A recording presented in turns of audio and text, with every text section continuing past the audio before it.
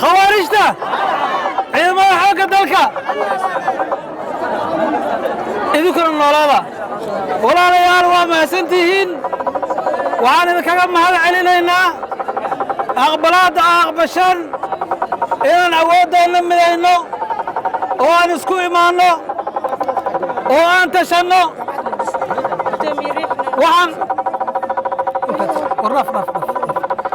waxaan u mahadnaqaynaa halkan jaamacadihii dalka oo dhan waa joogaa dhammaan waxaan ugu mahad celinaynaa wasaaradda waxbarashada iyo tacliinta sare oo xalay fasax ku dhawaaqday iskuullada iyo jaamacadaha si ardayda Soomaaliyeed ay uga qayb qaataan gurmadka walaalayaal waa mahadsantihiin sidii shalay aan sheegay dalku wuxuu ku jiraa dagaal haddii lagu jirona dhimasho way imaanaysaa dagaal haddii lagu jiro dhimasho way imaanaysaa dhaawacna wuu imaanayaa burburna wuu imaanayaa guri kastana waa taabanaysaa ma taqaano gurigaan waa mas-uul ma taqaano qofkani waa arday ma taqaani kan waa ganacsadihii baadda al-shabaab siiyey iyaga ruuxooda ilmahooda xamar jooga hadday meesha lugaynayeen sidii ummaddeena kale u dhibtootay u dhibtoonayaan nimankaasi waa wuxuush waa wax magarato waa khawaarij waa diinlaawayaal annaga laba waxay nooga baahan yihiin oo keliya waxa koowaadoo nooga baahan yihin waxaa weeye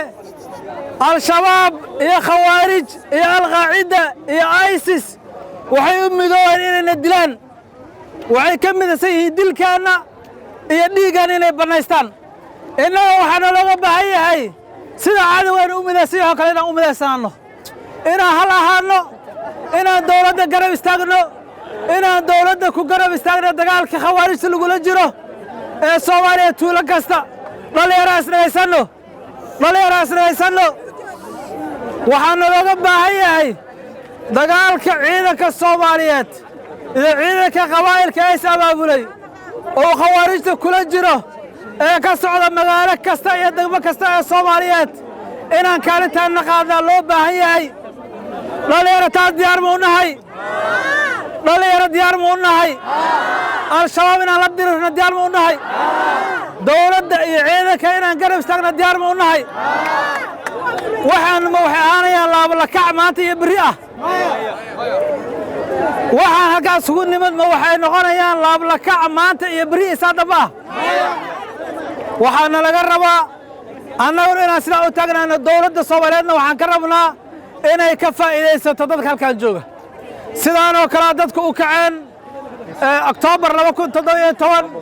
laakiin sidii la rabay loogama faa'iidaysan waxaa la rabaa maanta fursaddaas inaan mar kale la dayicin dawladdu waana maqlaysaa waxaan u baahannahay inaan arrintaas la dayicin arrinta labaad waxaa weeye waa mar kasta oon meel kasta tagno waa ku celcelinnaa dadka Soomaaliyeed ee ilaahay wax u dhiibay ee ganacsatada ah ee ilmahoodii Turki iyo Kenya iyo Nairobi kala geystay war ilaahay ka cabsada halkan waxaa ku dhintay laba wiil oo isla dhalatay iyo laba isla dhalatay iyo gabar iyo hooyadeed iyo wiil iyo soddodiis iskaba dhaaf inta kale oo Soomaalida gabar kaluun meel ku gadaysa wadada shalay waa aragteen meesha waxaan ka soo qaadnay gacan qal dhig lacagta lagu dilay waxaa bixiyay ganacsatada Soomaaliyeed lacagta lagu bixiyay shabaab waxaa siiyay ganacsatada Soomaaliyeed ee walaalaheena ee adeeryaasheena ee abtiyaasheena ilaahay waxaan ka baryaynaa haddii hal shilin oo daba al-shabaab ay siiyaan ilaahay iyaga iyo awlaaddooda iyo qoyskooda inuu ku gubaan ilaahay ka baryaynaa ilaahay waxaan ka baryaynaa ganacsadihii dambe oo al-shabaab lacag siiya calaamo dadka Soomaaliyeed ay ku gartaan inuu ilaahay ka ifiyo intaasaa waxaan kaloo kaga mahad celinaynaa halkan waxaa keentay sasiirayaal waxaa keentay raashin halkan waxaa noo yaalloo kale 100 fuusto oo shidaala oo ay noogu deeqday kambaniga Haas oo loogu talagalay in isbitaallada loo qaybiyo shalay halkaa markaan nimid isbitaalku waxay noo sheegeen inay meeshaan meed u yeelo 7 qofa farajeerka ay ku jiraan shidaalkan oo gaabsa ka yahay shirkadaha shidaalka ee Soomaaliya keena ayaan codsi u dirsanay waxaa ka soo jawaabtay shirkadda Haas annaga markaan xanuunka ku jirno ciddii waxna la qaybsataan macaamiil u noqonaynaa shirkaddii markaan xanuun ku jirno na garab istaagta shirkaddaas wax ka gadanaynaa hadday sokorta keenta ayaan ka gadanaynaa hadday shidaalka keenta ayaan ka gadanaynaa shirkaddii maantaan xanuunsannahay dhinacayna istaagta waxaan rabnaa shirkaddaas inaan macaamiil u noqotaan hawshaan markaan ka dhammaanno maalmaha soo socda dhalinyaro waxaan rabnaa inaan isku imaanno hal shaqaan rabnaa inaan qabanno shaqadaas waxay noqon doontaa suuqyada ganacsiga xamar inaan xirno ilaa iyo rugta ganacsiga ee gobolka banaadir ay ku dhawaaqayso intay ummadda hor timaaddo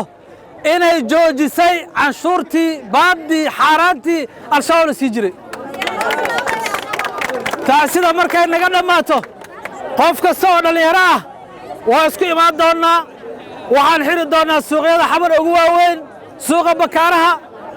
suuq bacaad xamar weyne meel kasta oo tukaan uu ka furaya oo islaana al-shabaab lacag ay siiyaan waa xidhaynaa ilaa iyo rugta ganacsiga gobolka banaadir ay ku dhawaaqaan inay joojiyaan lacagtii baadda oo ay ku dhawaaqaan inay garab taagan yihiin dagaalka al-shabaab madaxweynaha wuxuu sheegay ayaan dhexe inaan hadda jirin meel dhexa oo la istaago warkaas waa sax aniga way taqaanaan soo maha dowladda hadda jirtay aniga waa isu ka taqaanaan soo maha dagaalka hadda lagu jiro waxaan ku garab taaganahay dowladda iyo madaxweynaha ma jiraan wax la yidhaahdo damul jadiid nabad iyo nolol xisbi hebel ma jirto waxaa jirta al-shabaab iyo dad la dagaalamaya qof kasta oo diida inuu dowladda Soomaaliya iyo madaxweynaha inuu ku garab istaago dagaalka al-shabaab isagoo ka raadinaya siyaasad qofkaas waxaa u aqoonsanaynaa inuu cadowga ka tirsan yahay warkaan aan ku soo celiyo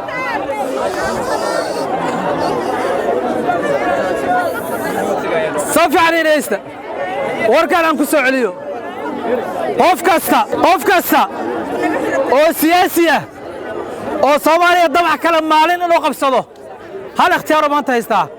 waa inuu dowladdu ku garab istaago dagaalka waxaan leenahay siyaasi oo aqliga ka shaqaysii xasan sheekh ku xumaynin dagaalka al-shabaab aqliga ka shaqaysii yaa ku fiican inuu xasan sheekh maxamuud وما ستين waxaan rabnaa siyaasi oo adiga isweydii xasan sheekh waxaaba ugu xumayn yaa adiga kuu fiican inuu xasan sheekh haddii dabacba kugu jiro oo al-shabaab la dagaalamo oo adigu xasan sheekh aad ka guulaysato Soomaaliyan al-shabaab joogin aqliga ka shaqaysii sideedaba amniga lama siyaasadeeyo amni waa sidaan warka ku bilaabay cadowgu waa noo midoobay wuxuu midoobay inuu na dilo waxaan u midoobaynaa inaan dilno guriga uu ku jiro soo sheega waxaa kaloo wehliya oo laga yaabo dowladdu inay dhibsato oo aan rabaa inaan sheego al-shabaab lagulama dagaalami karo shuruuc iyo xeerar dagaal al-shabaab si loola dagaalamo oo loo xanuujiyo waxaa loo baahan yahay xeerarka iyo shuruucda dagaalka in laga tago al-shabaab waxay dileen waalidiinteenna waxay dileen ilmaheenna waxay dileen hooyooyinkeenna intay sameeyeen oo naxariis darro ah in u dhigantaan ku samaynaynaa waa mahadsantihiin Soomaaliya ha noolaato waxaan idinka codsanaynaa hawshaan intay socoto 2 qodob aan ku ballanno 3 qodob aan ku ballanno qodobka koowaad waxaa weeye gurmadka socda inaan garab istaagno oo aan midowno qodobka labaad wuxuu yahay siyaasadda wax la yidhaahdo iyo kala qaybsanaanta in halkaas aan iska dhigno oo annaga dhammaantaan aan dowladda iyo ciidanka garab istaagno qodobka saddexaad wuxuu yahay inaan u diyaar garowno dagaal naxariis darro ah iyo banaanbaxaan kala harin lahayn oo aan ku qaadno ganacsatada qaybta mujrimiinta oo al-shabaab lacagta siiya waa mahadsantihiin Soomaaliya ha noolaato